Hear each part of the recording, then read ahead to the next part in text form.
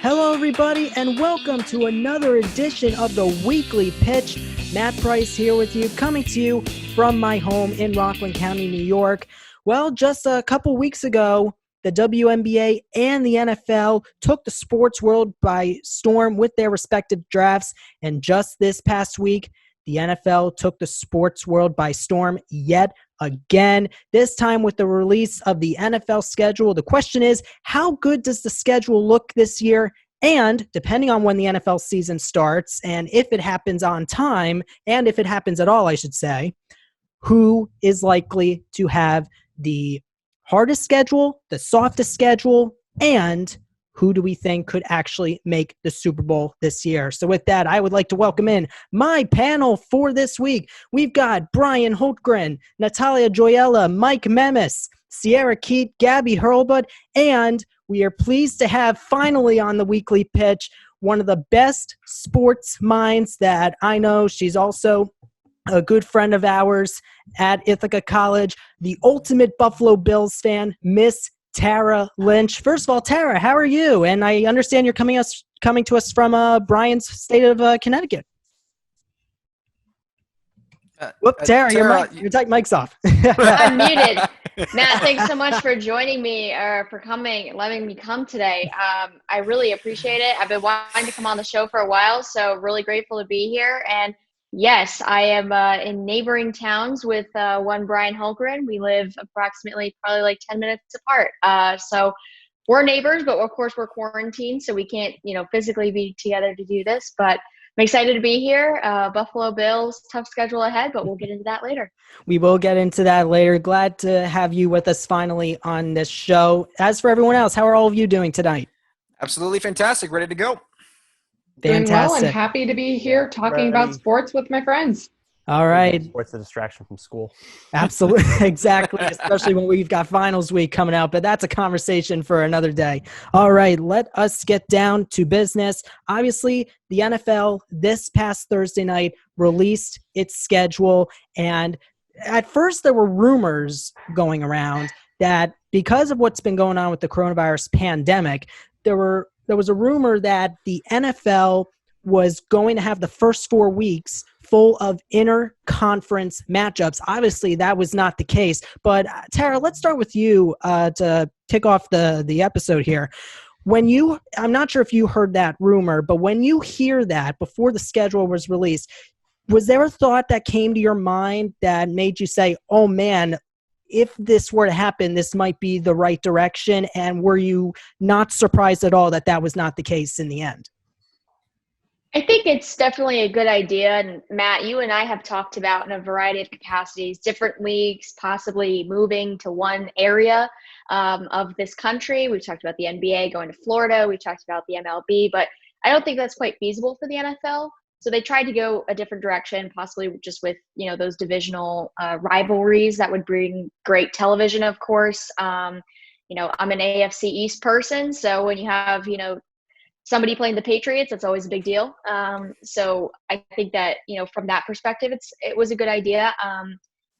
It's not always feasible. I mean, we have some great matchups in week one that, are interdivisional, interconference. So, I think it's just best to try to proceed as normally as possible. But I mean, either way, the NFL is going to hopefully be back, and I'm hopeful for it. I love the football season. It's my favorite sport to watch. So I hope that we get there. I think I can speak for everyone here when I say that we're all hoping to get there. Let me get to the two Patriot fans, or should I say the three main Patriot fans that we have in this chat, Bryan, Gabby, and Sierra. Gabby, let's start with you. So the Patriots' first game is against their Week 17 opponent from last season, the Miami Dolphins. And the Dolphins, at first, everyone thought was going to be a team that wasn't going to win a game at all last year. That eventually was not the case. They ended up going 5-11. They ended up beating the Patriots and knocking the Patriots out of a first-round bye attempt in the NFL playoff picture. Now, here we are. They're expected to play the Dolphins to begin the season in Foxborough, this time without Tom Brady. How do you see the Patriots starting this season, especially against a Miami team that looks to have really ramped things up after the NFL draft? Yeah, so first of all, this is definitely going to be a tough question for me to answer because you know that I have a pretty, a biased stance on this. But like all jokes aside, though, I think that the Dolphins had a very, very good draft, and I think that they made the most of their picks this year. And I think they're a team that kind of a lot of people thought originally were going to be kind of a sleeper team, as they usually are. But I think that based on like the picks that they made and who they drafted this year, I am kind of curious to see how those players can fit into their system. And the thing that I think the Patriots have going for them is that they have a quarterback that already is a little bit familiar with the Patriots organization and the Patriots system.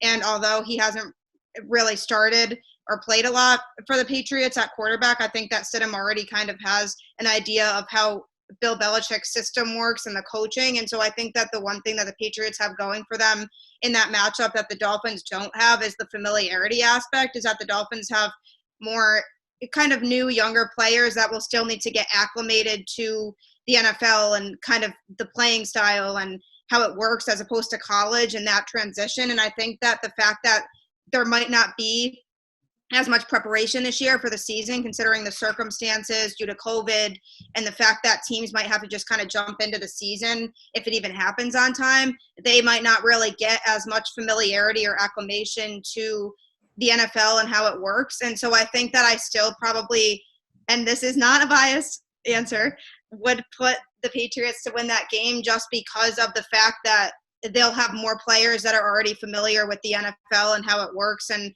won't really need to be acclimated into it as much as players like Tua who haven't played an NFL game yet and will kind of still need to adjust into that transition. And I think that that's going to be a big factor for a lot of teams. And I think that the fact that because of the situation we're in now and the fact that they might not get to have as many practices or even just in general being able to work out as much before the season starts with their team, I think it might set a lot of teams back at the beginning of the season. And I think the Dolphins are an example of one of those teams. I totally agree with that. Bryan, let's piggyback on Gabby's point here, because I want to dissect the Patriots schedule, since the Patriots, obviously when bias comes into play, they are your team. This is the Patriots schedule. So you've got the Miami Dolphins, then you've got the Seattle Seahawks in Seattle on Sunday Night Football. Then you got the Raiders. You got the defending AFC champion Chiefs defending at Arrowhead. Super Bowl champions. Right. Super Bowl champions. And defending Super Bowl champions. Right. I stand corrected. And you've got the Broncos. Then after a bye, you got the 49ers, Bills, Jets, and you've got so many other teams like the Ravens, the Texans, and even the Rams, and the Bills obviously a second time. And this is all without Tom Brady and Rob Gronkowski, even since he came out of retirement. Yeah, Tara's pumping her fist like, yes, Amen. finally. Amen. Well, but Bryan, just dissect it. Just to dissect the schedule, do you see the Patriots still having a winning record after everything that happened this offseason with their star quarterback and their now formerly retired tight end? I absolutely see them definitely getting a winning record this season. Really? Yeah, because here's the thing, because there's the one piece you're missing. Yes, Brady is gone and Rob Gronkowski is gone. You still have Bill Belichick, the greatest head coach in NFL history, to bat to. And more importantly, I think this is a situation that I think Bill Belichick has been preparing for a while. Like Tom Brady himself said, during an interview with Howard Stern, that he kind of was getting the gist that last year was going to be his last season in New England. So in the back of my mind, I kind of do believe Belichick was kind of somewhat starting to groom Jarrett Stidham a little bit for this starting role. And I can definitely see them getting some wins from the schedule. Let's just go through the schedule. I think they can get the Dolphins at home this time. Belichick, I think, is going to be out for blood that game, especially what happened last year. Seattle, yeah, I see them losing in Seattle, week 2, Sunday Night Football. Raiders, I could see them beating, especially with that young of a core that they got. Chiefs, I see that as a loss. Broncos, I think they can win. Then I think they're going to lose 2 straight to the 49ers and the Bills, because game will be at road. Then Monday Night Football, they get the Jets on the road. I do not trust the Jets whatsoever. I think they'll kill the Jets regardless. You think hold on a minute. Whoa. Hold on. I'm sorry. Yeah. They're gonna get in there for a second. You actually think that without Tom Brady, and without Rob Gronkowski, you actually think that they're gonna beat the Jets this time on Monday Night Football at MetLife Stadium? You're acting like the Jets are good. Just winning 33-0. They did that. Okay, 1, they did that last year. 2, Tom Brady didn't even have that great of a game. And 3, the defense alive. 8, Sam Darnold alive to the point where he was saying he was seeing ghosts. Yeah, well, this time Darnold is not going to see ghosts. Oh, yeah, he's going to see demons because that's all what that defense is going to do to him. Anyway, I forgot about that. Like then I see the okay. As I was saying, the Ravens, I see them losing that one, especially on short rest. Texans, I think that's a bit of a toss-up. It really just depends on how big DeAndre Hopkins' loss is for the Texans. I see them beating the Chargers. I think they can beat the Rams the way they've been skidding the past few years. Dolphins, that's another toss-up.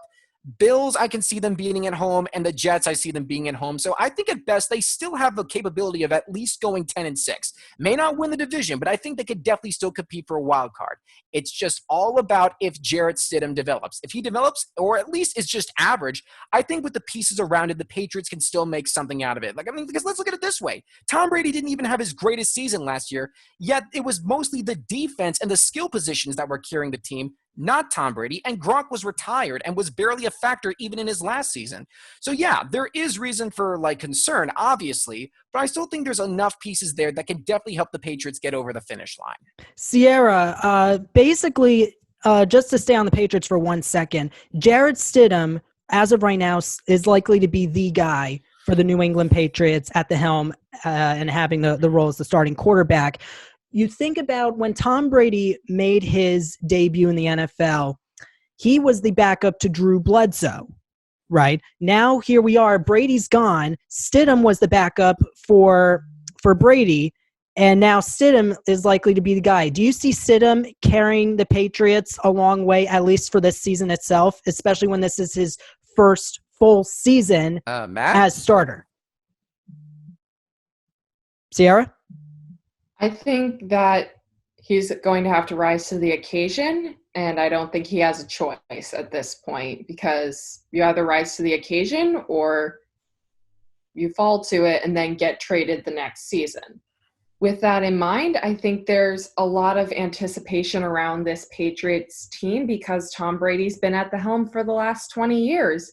And obviously this is a major shift, especially with the coronavirus going on right now and teams not necessarily having time to practice together.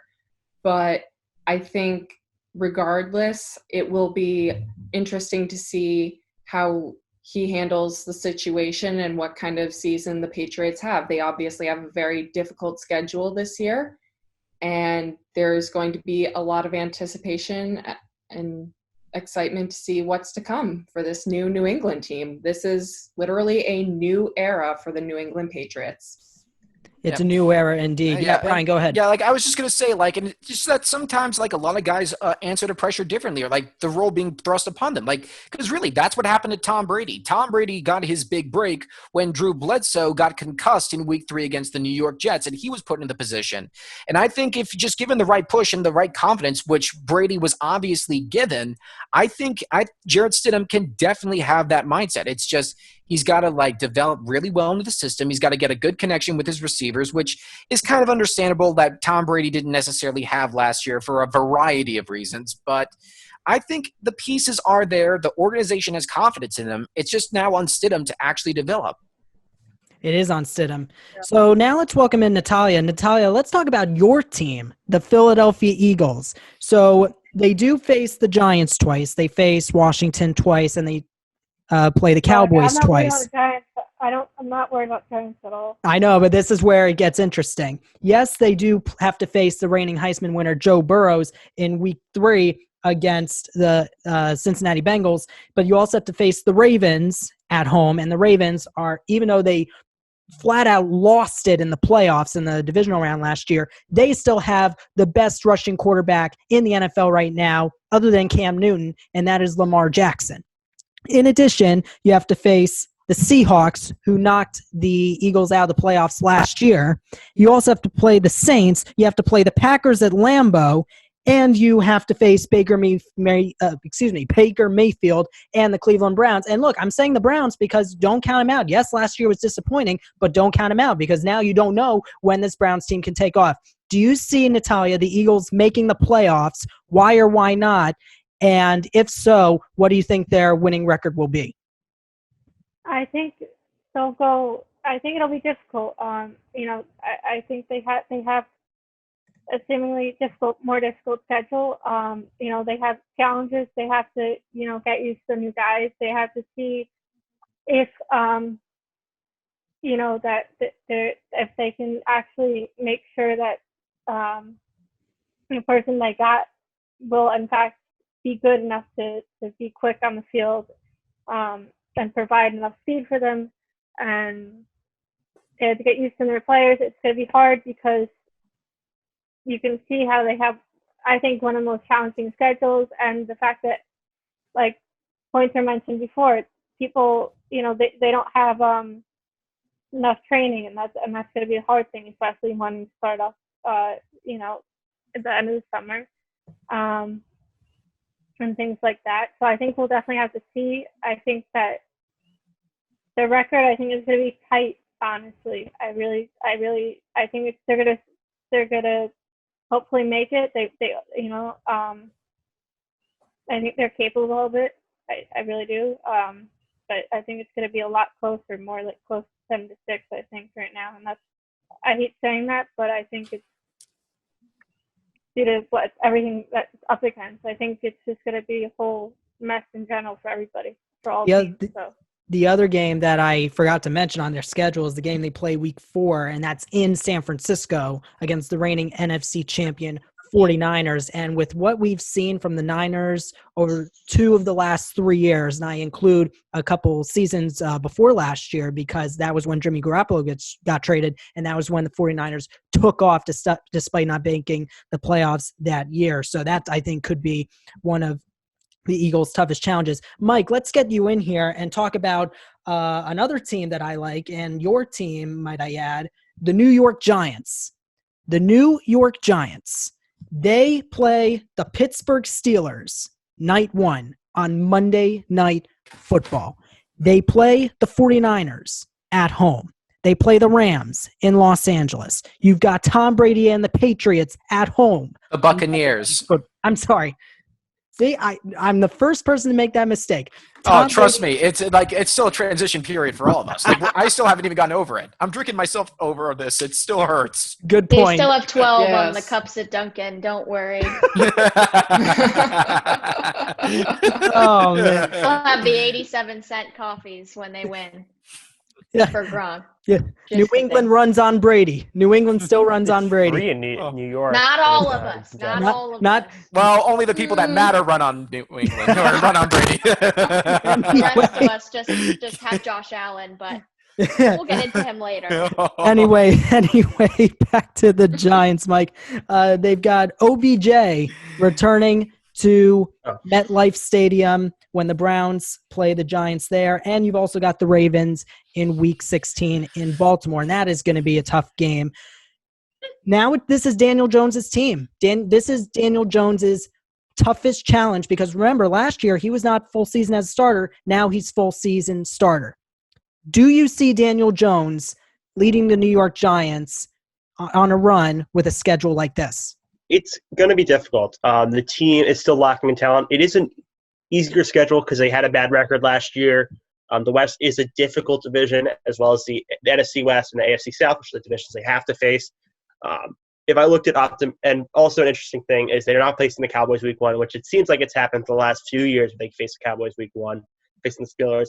But if I look at it optimistically, you can get some lucky breaks. So Steelers, right? It's Ben Roethlisberger's first game back since he's out all of last year, and he looked like just a hitchhiker this offseason. So I don't know how good he's going to be coming back.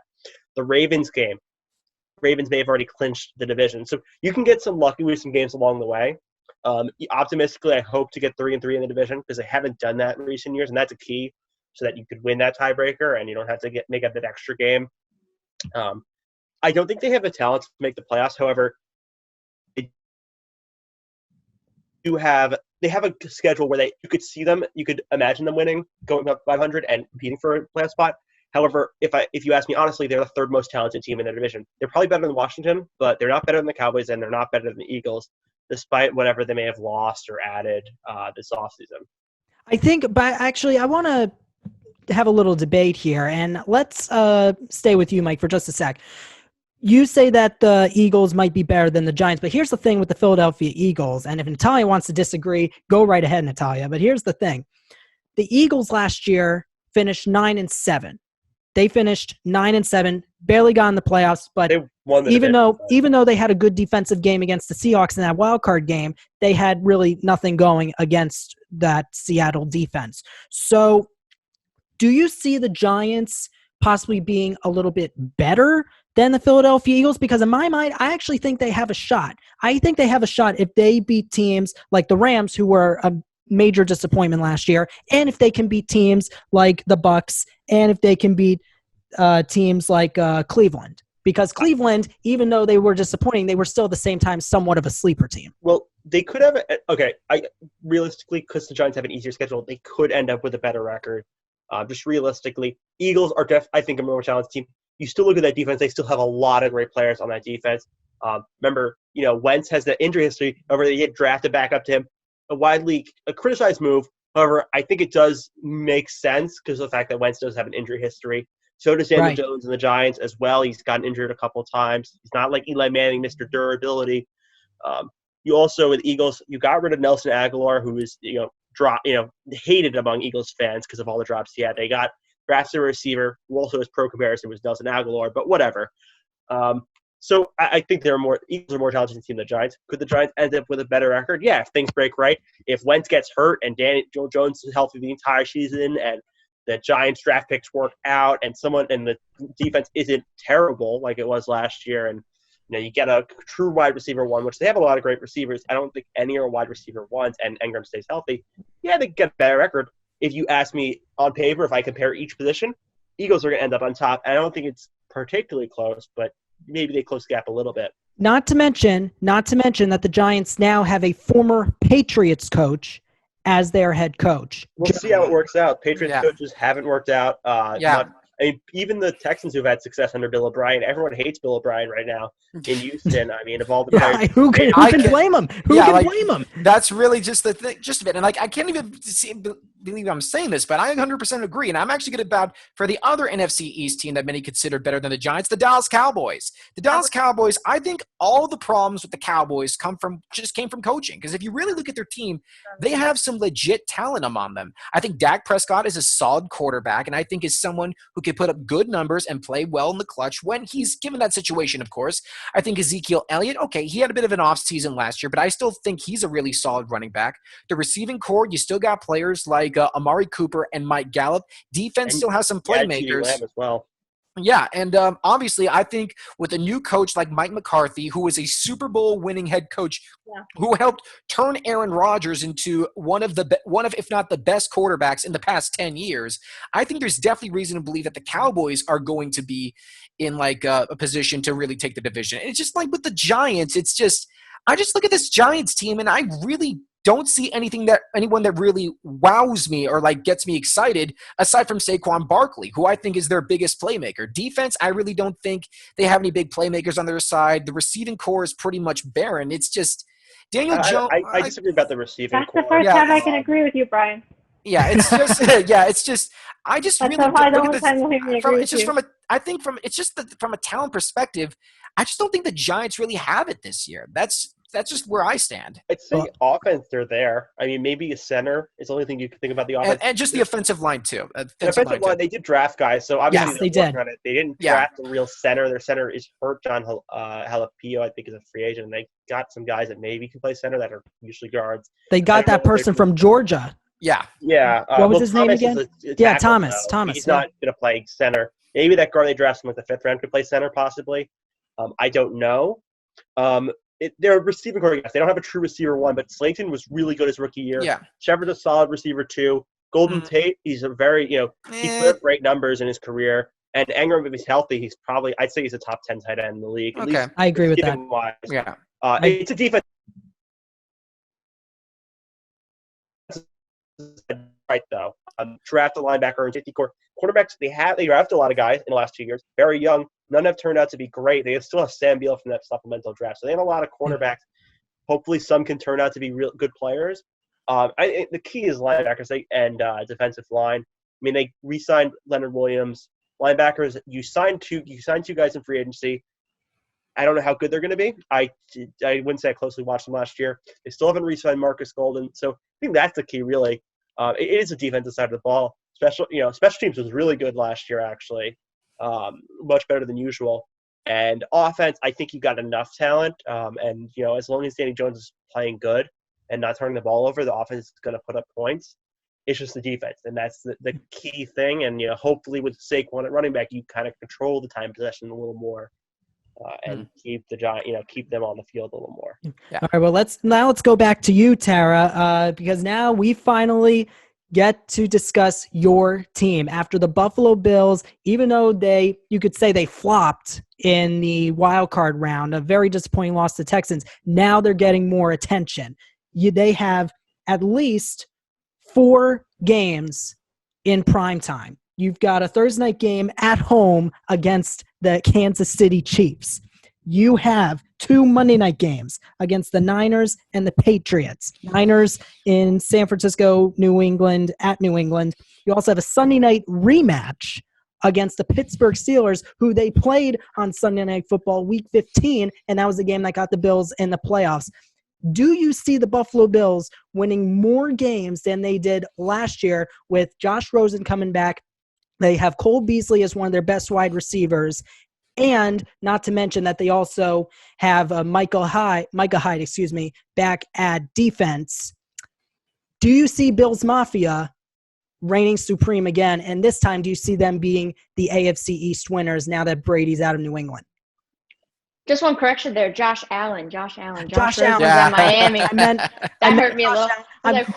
I just want to say that's not the first time I've done that. I kept on mixing up Allen and Rosen last season. I apologize. Go ahead, Tara. Don't worry about it. So I think one of the interesting things about this schedule, obviously the Bills were a lot better last year than we had been in years past. We've made the playoffs twice under Sean McDermott, which is 2 more times than most of the other coaches that we've had in the last 20 years.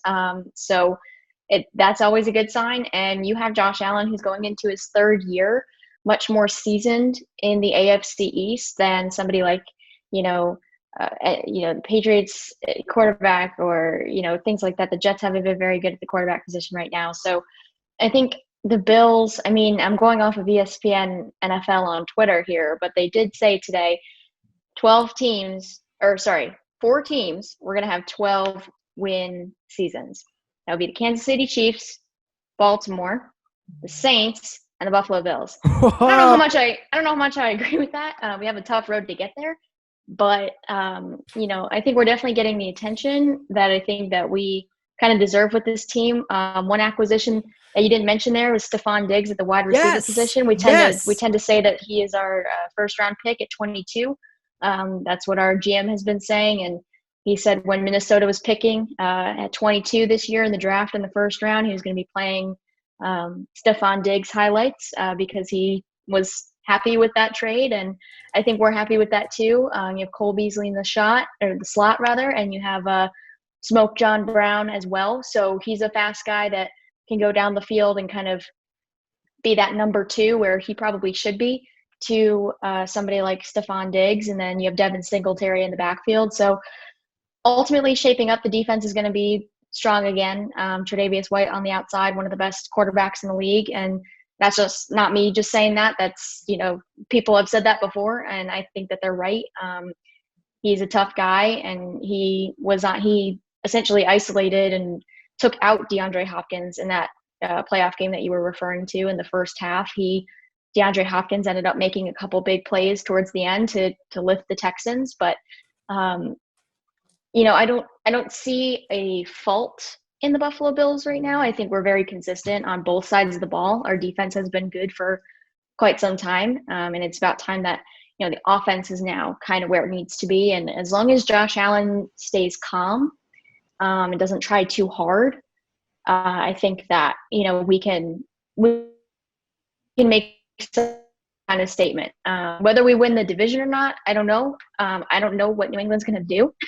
And that's the hard part here. I think Miami is going to be Miami. And as was pointed out earlier, you have Ryan Fitzpatrick and you have Josh Rosen, and then you also have Tua. So who gets that start on week 1? I don't know. Probably not Tua. Will Tua acclimate quickly? I have no idea. Will he get injured? I have no idea. But, I think we have a shot. I don't know. We're always optimistic, Bills Mafia, but I really do think that we have a shot.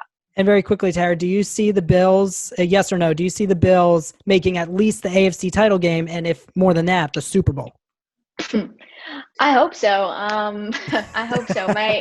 My grandfather and my mom both worked for the Bills when they went to 4 straight Super Bowls in the 90s. So I've seen some AFC championship rings. I would like to see a Super Bowl ring back in Buffalo. I think the city deserves it. And I just think we're one of the most deserving cities for that. So I hope so. Whether we get there, I don't know, but playoffs would be great. So now very, very quickly, just one-word answers here out of the entire schedule that we've seen here. And Tara, you can start us off. Who is your sleeper team for the 2020 season, and who do you think will win the Super Bowl? So very quickly, one-word answers for both questions. That's tough. My sleeper team is going to be, I don't know. This is such a hard choice. I wasn't ready for this. Super Bowl, I'm going to go with the Bills, just because. Sleeper team, I guess I will say, I don't know. I don't really have one. I think that there's just a lot of teams that we just don't know right now. No problem. Come back to me. I'll come back to you maybe on a later show. Just want to say quickly for me, I think my sleeper team, and I can't believe I'm saying this, I'm going to say the Arizona Cardinals. I think the Arizona Cardinals. Yeah, and sure. for a Super Bowl champion, I'm going to have to go with the Chiefs again, even though I'm a Giants and Jets fan and even Steelers, and even though I have respect. What a depressed life you live. I'm going to say the Chiefs. Brian, quickly, sleeper team and Super Bowl winner. I think a sleeper team for me, I got to go with the Minnesota Vikings. I think everyone does not talk enough about how great of a draft they had, and I think that they have enough pieces to make stuff happen. Defense, they got some good pieces. Kirk Cousins has finally proven that he can win a big playoff game on the road in New Orleans. I think offense still has some playmakers despite the loss of Stephon Diggs. I think there's enough there. And Super Bowl champ, I'm going to roll with the 49ers. I think the 49ers, on both ends of the ball, their run game for them is top-notch. Jimmy G, I think, is going to have more of a chip on his shoulder to prove that he could step up and win the big game, which I think he definitely can. And that defense is still going to be locked and loaded and definitely out to get that big ring that they didn't get last time. I think the 49ers are the team to beat in the NFC and possibly all the NFL this year. Gabby, very quickly, sleeper team, one-word answer, Super Bowl, one-word answer.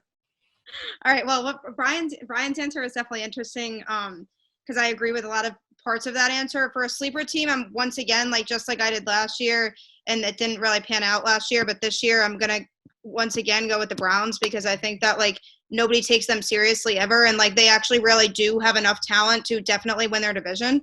And I think coaching was an issue for them last year too. And now that they have new coaching, I definitely think that there's going to be a lot of people that are underestimating them this year. And I think as long as everybody stays healthy there, I think that they definitely could put up a big fight, especially in their division, but I think in the AFC as a whole. And for Super Bowl champion, I'm hesitant to really go with teams like the Saints, who I always want to say every year. I can never take them seriously, though, when it comes to the playoffs. I think the Cowboys definitely have a shot, but I think definitely I have to go with Brian's answer also on that and go with the 49ers, especially now that Jimmy G has playoff experience and Super Bowl experience and has been exposed to all that and kind of knows that. I do think that they do have some adjustments because of the changes that they made on offense, but I think that they definitely have a really, really good chance of going all the way this year, and they kind of know now what they should expect from that. All right. We're pretty much running out of time here. So Sierra, quickly, sleeper team, Super Bowl winner. Super Bowl winner, I'm going to go with Gabby and Brian, 49ers. I think they're going to come back for vengeance. And sleeper team, I'm going to say the Browns. All right, Natalya, quickly. Sleeper team and Super Bowl winner. Sleeper team, I think it might be voice, and the Super Bowl is Eagles is what I'm going with. All right. Okay. Just because I know I'm left. Sleeper team, I'm going to go with the Colts. I mean, now they actually have a season to know who their QB's going to be. And Super Bowl winner, I'm going to go with the Ravens. I think they're going to win it this year. All right, we shall Sleeper see. team Tennessee. Sleeper team Tennessee, and they do have a Sunday night game. They're back on Sunday Night Football Week 16 for right now. That's all the time we have, everyone. Weekly Pitch signing off. We will see you next week. All right. Bye.